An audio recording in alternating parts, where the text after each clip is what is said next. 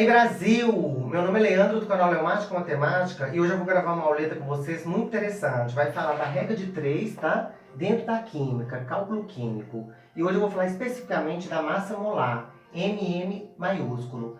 Massa molar é a massa existente em gramas em 1 mol da espécie em questão. Quando eu falo espécie em questão, eu vou estar falando de molécula, de átomo, de íon, tá? Aquelas substâncias que você não enxerga, tá? Microscópica. 1 mol, gente, é uma unidade de medida, tá? Quantidade de matéria. Vale 6,02 vezes 10 a 23, ou seja, 6 sextilhões de partícula. Por exemplo, 1 mol de feijão, eu tenho 6 sextilhões de grãos de feijão. 1 mol de arroz, eu tenho 6,02 vezes 10 a 23 grãos de arroz, para você entender melhor. Toda vez que você falar 1 mol, vai ser essa quantidade aqui. Como é um número muito grande, os químicos chamaram de 1 mol, tá bom? E nós vamos trabalhar hoje com a regra de 3 aqui. Então, eu perguntei para vocês qual que é a massa molar do sulfato de alumínio, que representa na fórmula Al2SO4,3. Então, a primeira coisa que você vai fazer é o seguinte: você vai pegar a tabela periódica, tá? Que é aquela tabela periódica da química, e você vai ver que os elementos estão distribuídos em ordem crescente. É um número atômico, é um número 1, 2, 3, 4 em diante. Um número maior, geralmente, vai ser um número de massa. Então, eu peguei o oxigênio, tá? Como exemplo, e coloquei ele aqui, ó. O oxigênio, se você olhar, ele tem o número 16 e o número 8. O número 16 é a massa atômica, a massa do átomo. O 8 é um número atômico, um número de identidade do átomo. Significa que ele vai ter 8 prótons e 8 elétrons. Prótons é a carga positiva e elétrons é a carga negativa. Como quem pesa aqui é o próton, pesa muito mais do que o elétron, você vai falar que a massa está toda concentrada no núcleo. Então a massa vai ser um número atômico, mas um número de neutro, tá? O neutro neutraliza. Então vamos começar. Imagina que eu te pergunto qual que é a massa molar dessa substância aqui. Então vai ser o alumínio, se você olhar na tabela periódica, ele vai ter massa atômica 27. Como tem 2 aqui, 27 vezes 2 é 54. O enxofre, a massa atômica dele é 32. Como tem 1 aqui vezes 3, eu vou multiplicar por 3, vai dar 96. O oxigênio, a massa atômica dele é 16. Como tem 4 vezes 3 aqui, vai dar 12. E 16 vezes 12 dá 192. Se você não saber fazer essa conta, você pode fazer 16 vezes 10 mais 2, que não deixou de ser 12. Aí você faz 16 vezes 10, 160. 16 vezes 2, 32. E a soma está dando 192, como eu já tinha te falado.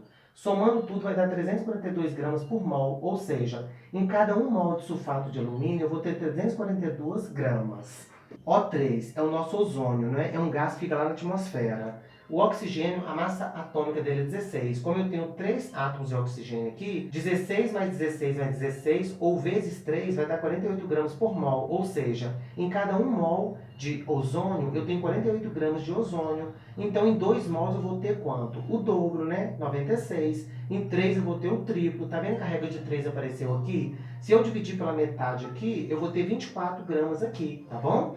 Agora, o exemplo C eu coloquei a nossa água aqui, que é H2O. O hidrogênio na tabela periódica, a massa atômica dele vale 1. Como aqui eu tenho 2 átomos, 1 vezes 2 é 2. O oxigênio, a massa atômica dele é 16. Como eu tenho um átomo só, 16 vezes 1 é 16. Se eu somar, vai dar 18 gramas por mol. Ou seja, em cada 1 mol de água, eu vou ter 18 gramas de água. Então, em 2 mols, eu vou ter 36. Em 3 mols, eu vou ter 54. Em meio mol, eu vou ter 9 gramas de água. Tudo bem?